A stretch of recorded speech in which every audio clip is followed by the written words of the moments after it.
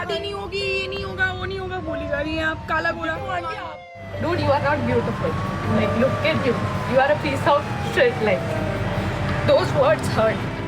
सोच है ना वो वैसी आपकी सोच है। आप किसी को ये नहीं बोल सकते ना कि तुम आमला खाओ तो तुम्हारा अच्छा एक बात बताओ बेटा, काले तो कृष्ण जी भी काले। Take the crayon and place it on your arm to fact check. And there it is. Your first ever brush with colorism. और जिसका पूरा बिजनेस मॉडल तब तक जिंदा है जब तक हम अपनी स्किन से नफरत करते रहेंगे। जिनकी स्किन सबसे डार्क होती है उनकी स्किन में नेचुरल सनस्क्रीन होता है, यूवी रेंज से प्रोटेक्शन करके स्किन कैंसर से बचाती है। साइंस की नज़र में डार्क स्किन इंडिया जैसे ट्रॉपिकल कंट्री के लिए इवोल्यूशनरी सुपर पावर है, लेकिन उन लोगों को ही सबसे ज़्यादा ये फील कराया गया कि उनकी स्किन एक प्रॉब्लम है। From last year, there's a 100% increase in the number of people who are coming for this treatment. Cindy confesses that her skin tone hasn't really changed in spite of all the treatments she's had. कि fairness होगा तो मेरे को कोई better अच्छा job मिलेगा। Yeah, I use so many times. Fair and Lovely I use and Fair and Handsome. Creams and eyeliner, all those things to look beautiful. South India, जहां skin naturally सबसे dark होती है, यहाँ fairness cream का 36% market है। सबसे बड़ा market, इसकी पीछे कारण है the most brilliant marketing strategy. पहले टीवी में मैन्युफैक्चर्ड इनसिक्योरिटी थी, अब हम सब के फ़ोन में हमारा कैमरा, हमारा फेस, सब कुछ एक साइकोलॉजिकल वेपन बन गया है। वीवो और ओप्पो ने अपने फ़ोन्स में ब्यूटी मोड डिफ़ॉल्ट ऑन रखा ताकि फोटोज़ में चेहरा ऑटोमेटिकली 2 से 3 शेड गोरा दिखे। कंज्यूमर सोचता है कि कैमरा में मैं ऐसा दिखता हूँ तो एक्चुअली भी ऐसा ही दिखना चाहिए। 2018 में लॉरिस ने पूरी कंपनी खरीद ली। मोदी फेस वर्ल्ड की number 1 AI/RA beauty tech company, सिर्फ इसलिए ताकि यूजर फिल्टर्ड वर्जन को ही आइडियल समझने लगे। फिर उन्होंने स्नैपचैट, इंस्टाग्राम के साथ मिलकर कस्टम फिल्टर बनाए। एक ब्यूटी कंपनी सोशल मीडिया को फंड कर रही है। एचयूएल अपना 40% एडवर्टाइजिंग बजट सिर्फ डिजिटल मीडिया और सोशल प्लेटफॉर्म में खर्च करता है। 12,000 से ज़्यादा इन्फ्लुएंसर इनके साथ काम कर रहे हैं। We are in HUL today. What we are is because of our partnerships, and really these capabilities that we built. We support and partner with HUL to fulfill the aspirations of newer and younger India. आज हम बात करेंगे ऐसे industry की जो 5,000 करोड़ की है, जो साइंस को तोड़ मरोड़ कर इनसिक्योरिटी बेचती है। तो दोस्तों, 2 बड़े सवाल, साइंस एक्चुअली क्या कहती है हमारे स्किन टोन के बारे में, और कौन सा साइकोलॉजिकल वेपन यूज किया गया और हमें इससे क्या सीखने को मिलता है। Why do Indians desire fair skin? Is it a sign of racism? Then the next thing people look for is the color of the skin. Just when the baby is born. Just when the baby is born. I know the color of the elephant, but when I have to see Ganesha, I don't want to see him black. I want to see him pink. 70% of this country looks dark. From day one, parents start speaking negative stuff about the baby's skin color. So just imagine how the child grows up. Gentleman, सबसे पहले समझते हैं skin tone होती क्या है। हमारी skin में एक पिगमेंट होता है, मेलेनिन।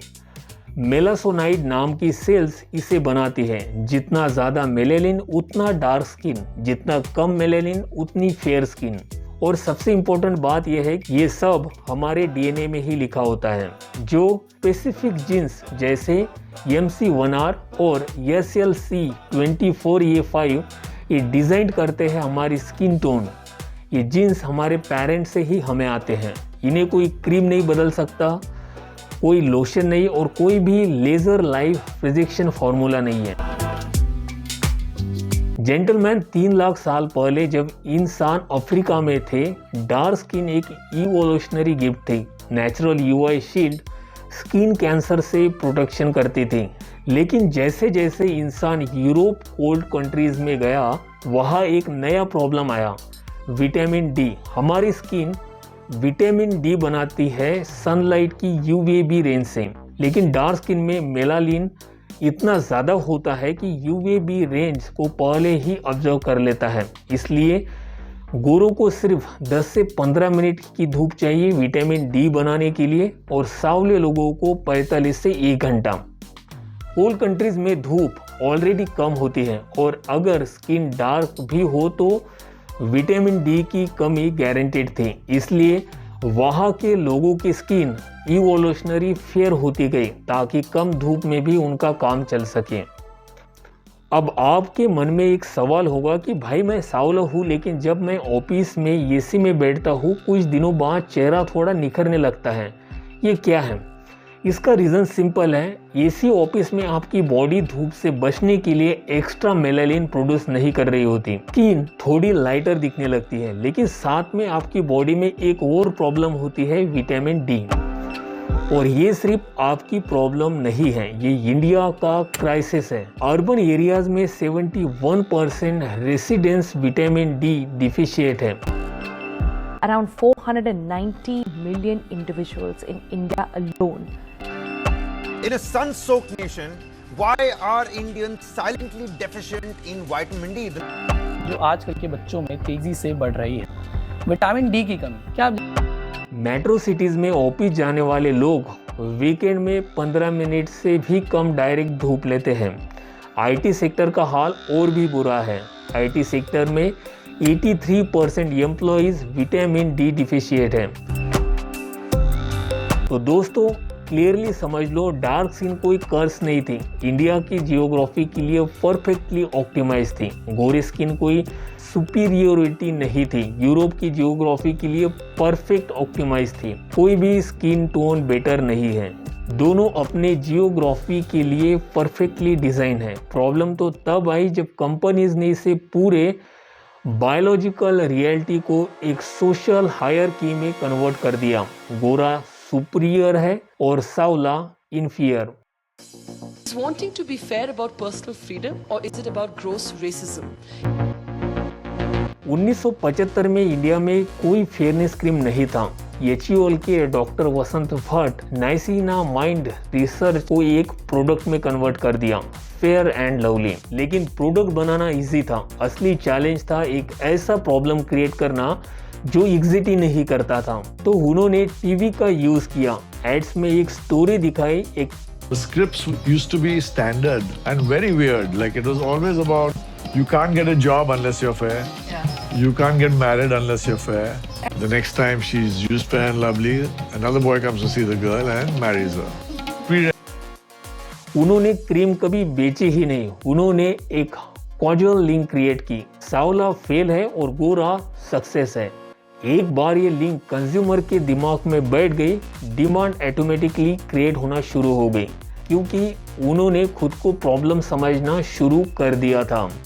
ये नॉर्मल प्रॉब्लम सॉल्यूशन स्ट्रैटेजी नहीं थी। यहाँ कंपनी ने पहले प्रॉब्लम क्रिएट की, मैन्युफैक्चर्ड इनसिक्योरिटी, फिर अपना ही सॉल्यूशन बेचा। और सबसे खतरनाक बात, जब तक ये इनसिक्योरिटी जिंदा है प्रोडक्ट बिकता रहेगा। इसलिए कंपनीज का काम सिर्फ क्रीम बनाना नहीं था, उनका असली काम था हमारी इनसिक्योरिटी को जिंदा रखना। दोस्तों सिर्फ नैरेटिव बनाना काफ़ी नहीं होता, कंपनीज ने सिस्टमेटिकली 6 साइकोलॉजिकल वेपन यूज़ किए, जिसमें wide creation, hero effect, fair marketing, shade card trap, pseudo science. सबसे पहला वेपन था वाइड क्रिएशन। एड्स में एक टैलेंटेड लड़की दिखाई जो सांवली स्किन की वजह से फेल है। ये देखकर कंज्यूमर को अपनी स्किन से ही शर्म आने लगी। गिल्ट क्रिएट हो गया और गिल्ट से ही परचेस डिसीजन आता है, क्योंकि हमें लगने लगता है कि हमारे अंदर ही कुछ कमी है। उसके बाद वेपन नंबर 2 था हीरो इफेक्ट। 7 दिन में नौकरी, 14 दिन में रिश्ता। साइकोलॉजी में इसे हीरो इफेक्ट कहते हैं। एक पॉजिटिव ट्रेट को पूरी लाइफ की सक्सेस के साथ जोड़ दो, कंज्यूमर यही सोचने लगता है कि गोरी स्किन मतलब कॉन्फिडेंस, कॉन्फिडेंस मतलब सक्सेसफुल और सक्सेसफुल मतलब लव्ड। इसमें लॉजिक नहीं है, लेकिन हमारा ब्रेन यही मानने लगता है। वेपन नंबर 3 सबसे खतरनाक था। मेन सेगमेंट के लिए उन्होंने यूज किया fair marketing, pollution, damage, hard rough skin, dull head. पहले उन्होंने डर को क्रिएट किया, फिर उसी का एंटीडोज भी बेचा। डर इंसान को इरेशनल डिसीजन लेने में मजबूर करता है। जब डर होता है हम प्राइस के रिव्यूज नहीं देखते, बस सॉल्यूशन देखने लगते हैं।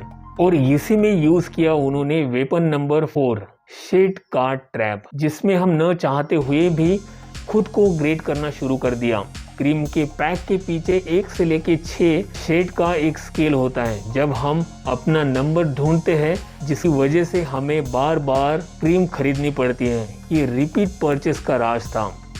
जब सेल्स कम होने लगी, वेपन नंबर 5 यूज किया गया। क्यूडो साइंस जैसे medical word, anti claims, laser light projection, micro crystal, white vitamin complex, advance melanin suppression technology, ये बड़े scientific sounding words trust create करते हैं। कंज्यूमर सोचता है कि साइंस है तो जरूर काम करेगा।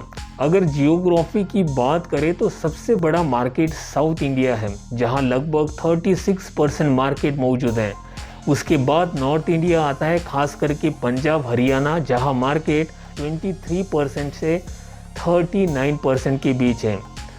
वेस्ट इंडिया यानी महाराष्ट्र और गुजरात लगभग 23% मार्केट शेयर रखते हैं, जबकि ईस्ट इंडिया खास करके वेस्ट बंगाल और बिहार अब 18% पर है। लेकिन यही सबसे तेजी से बढ़ने वाला मार्केट है।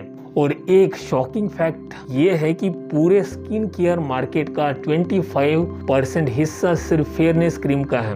मतलब हर 4 रुपए में 1 रुपया सिर्फ गोरा होने पे खर्च कर रहे हैं। सबसे बड़ी हैरानी यह है कि रूरल इंडिया पेनिट्रेशन सबसे ज्यादा है। वो लोग जो खेतों में काम करते हैं, धूप में रहते, उन्हें सबसे ज्यादा ये फील कराया गया कि उनकी स्किन में ही प्रॉब्लम है। अगर कल सभी लोग अपनी स्किन से प्यार करने लगे तो ये 5000 करोड़ की इंडस्ट्री एक रात में खत्म हो जाएगी। यही इसी पूरी कहानी का सबसे बड़ा लेसन है। आप कैसे दिखते हो ये मैटर नहीं करता। 28 साल के होने के बाद सिर्फ ये मैटर करता है कि आप क्या करते हो। अगर आज लग रहा है कि आप अच्छे नहीं दिखते जबकि आप अच्छे हो, तो बस किसी ने आपके दिमाग में ये डाल दिया है अपने फायदे के लिए, जैसे फेयरनेस क्रीम कंपनीज ने हमारे दिमाग में डाला है अपने फायदे के लिए। सबसे पावरफुल बिजनेस वो नहीं होता जो प्रॉब्लम सॉल्व करे। सबसे पावरफुल बिजनेस वो होता है जो पहले प्रॉब्लम क्रिएट करे फिर सॉल्व करे।